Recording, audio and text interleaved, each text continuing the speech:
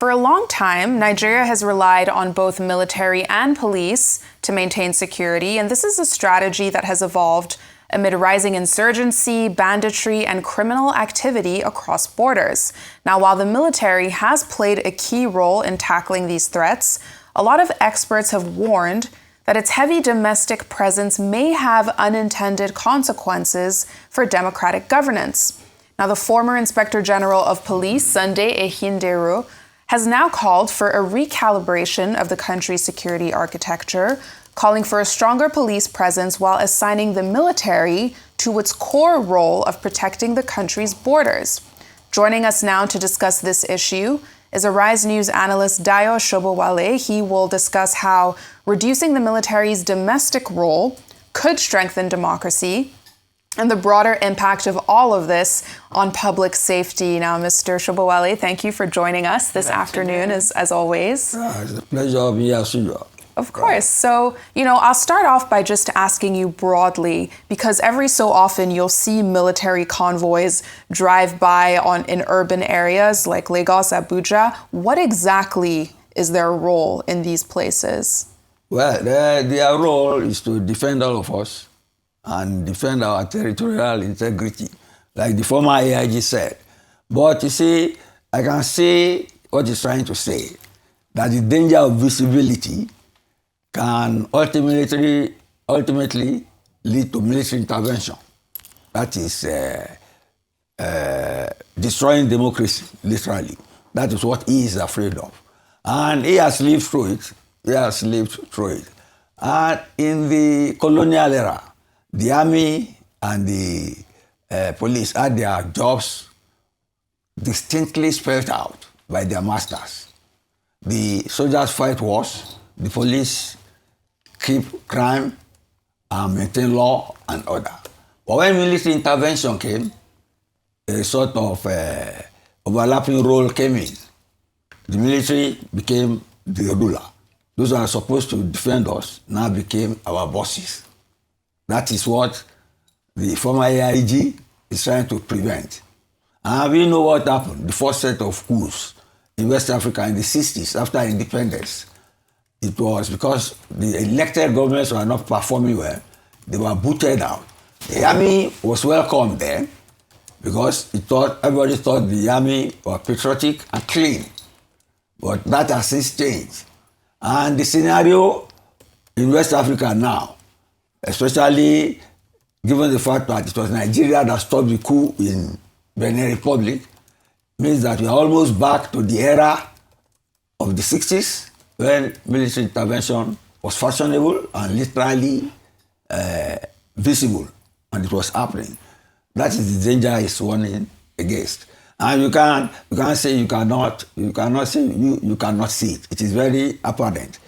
It was our government that stopped the one in Benin Republic. Before that, it was Guinea-Bissau.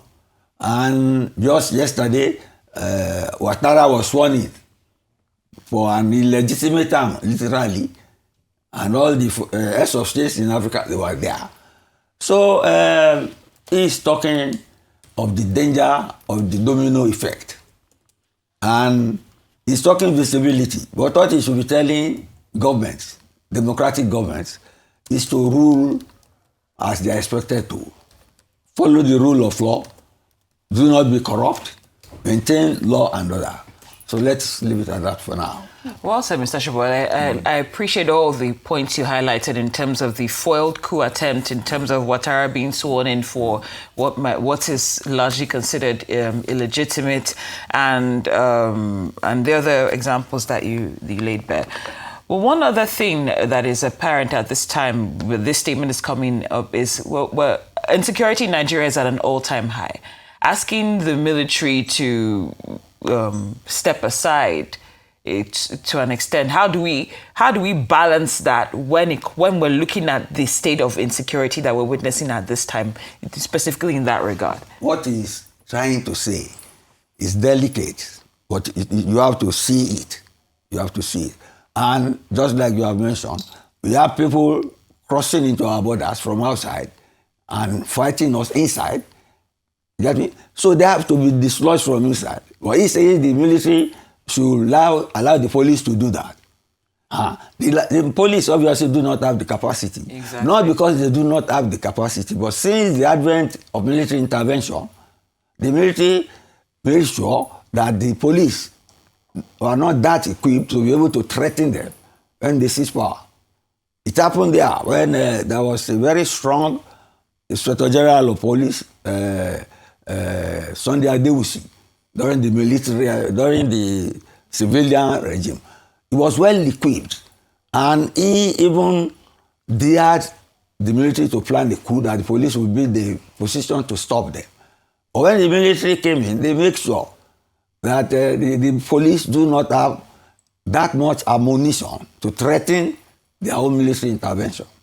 You see, it is a service rivalry, and it depends on the situation in each country. See the coup in Ghana, it was led by the Air Force, because Rawlings was an Air Force man, and the army supported him. But in Nigeria, the army on the ground, you get me, is better equipped than even the Air Force, because they don't want a repetition of what happened in Ghana to happen in Nigeria.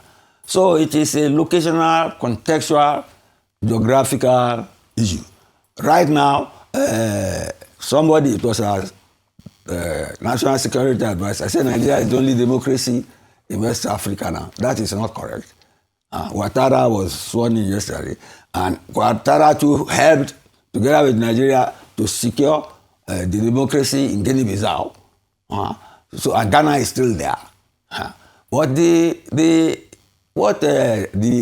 former IG is warning about is that they say the army should not be seen in such a way that it will want to take over government.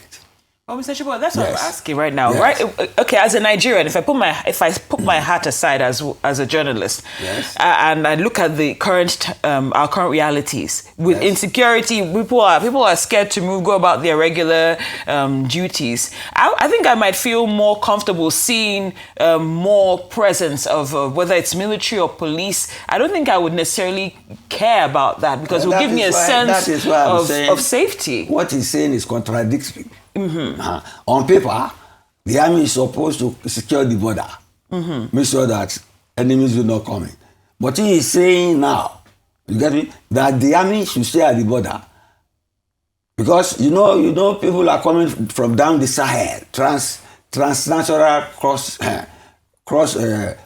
border incursions leading to insurgency and all that. So he's saying they should be stopped at the border. So if you are not satisfied with that, that is okay. But that is what he's trying to say. And because if the military are seeing so much internally, the tendency for them to stage coups are there. But then you have a cross-border, even internal aggression now. Which the government is trying to fight. What is important, which he has not said, is that government should be strong enough, like I've always said, to maintain its legitimacy by quashing rebellion or insurgency against its rule by force.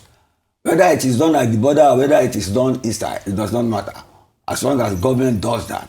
But what the IG is saying, and this you know because he has gone through military intervention before, is that visibility for the military makes them prone to want to seize power like they have always done, and they have just been doing all over West Africa.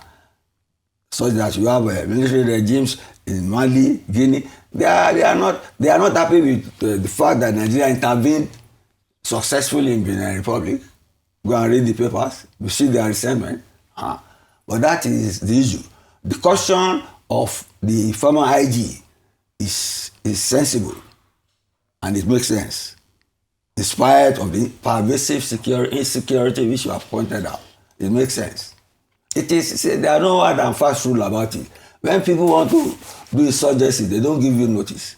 They take you by surprise. When people want to plan coups, they don't put notice out that they are coming. They do it to survive something. And the same thing with security. If you must relay those who are challenging the authority of the government, you do it by surprise, ambush them. Huh? But what is important is that people in the country should live in peace and be able to sleep well in their beds. That is the responsibility of government. And a democratic government is meant to use the army and the police to secure peace for its people.